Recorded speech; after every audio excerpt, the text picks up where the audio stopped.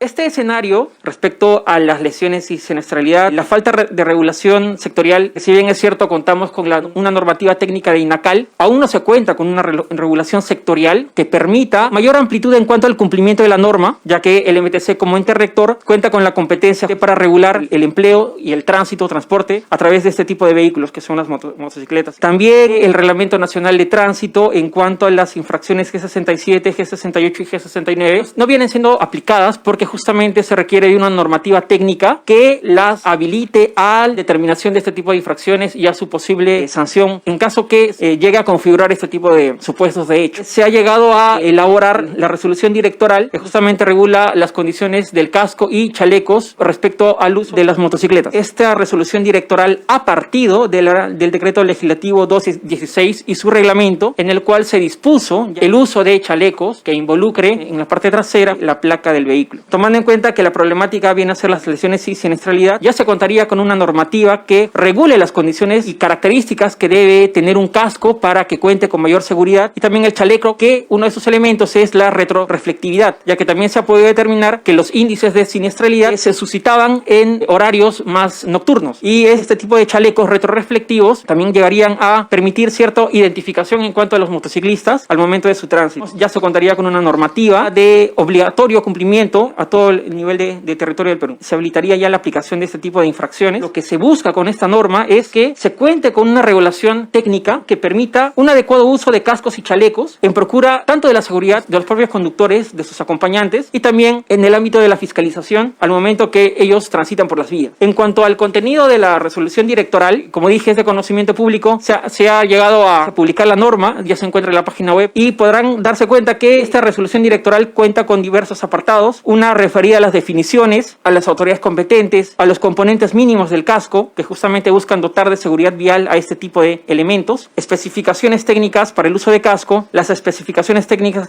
respecto al uso del chaleco y respecto a la placa de rodaje, que también es una propuesta en cuanto a la incorporación de este elemento en el chaleco. Este proyecto actualmente se encuentra en etapa de recepción de comentarios, que es lo que justamente busca, ¿no?, en aras de la transparencia, de la predictibilidad de la administración hacia el administrado. Buscamos un espacio de diálogo, que es justamente lo que estamos teniendo ahora, justamente para recibir los aportes. Esta norma no está vigente, está siendo actualmente elaborada, y como toda elaboración, a partir de los comentarios que recibamos, podemos o bien modificar o bien ampliar, inclusive retirar ciertos artículos que puedan llegar a ser lesivos o requieran cierta precisión. Toda norma es perfectible, y este es un espacio para poder dialogar respecto al contenido de la misma y poder regular de una mejor manera, y así contemos con una normativa que se encuentre debidamente consensuada tanto a nivel de la administración como con los administrados. En cuanto a los tipos de cascos permitidos, tenemos el casco integral, en casco enduro, casco abierto, casco modular, que tienen como características básicas que cubren justamente toda la parte superior del cuello, toda la cabeza, la parte occipital, la parte frontal, que son las áreas más sensibles de nuestro cráneo. Justamente con este tipo de cascos ya se estaría promoviendo no solamente el uso, sino que también, en caso de no cumplirlos, también se podría ser objeto de fiscalización de la misma, ¿no? Más que buscar que una norma coaccione a una persona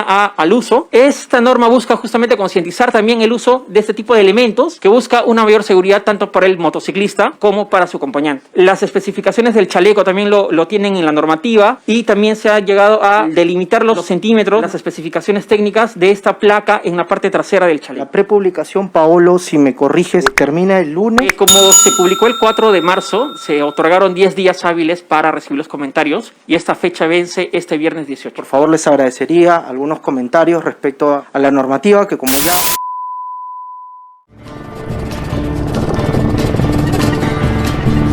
Ojalá pudieras vernos, parecemos aventureros. Inspiramos admiración e envidia por todas partes.